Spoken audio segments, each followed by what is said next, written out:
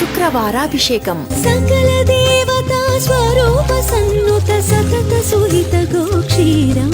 ఇది సామాన్యులు దర్శించలేని అసామాన్య సేవ, సాధారణ జనుల కనులు నోచని అపూర్వ సేవ.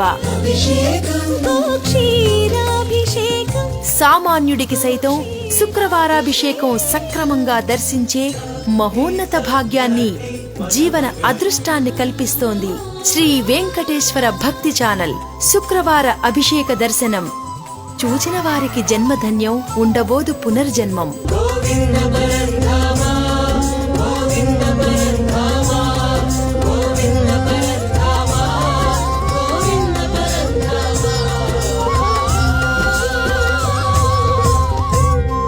శ్రీవారి సేవలు త్వరలో.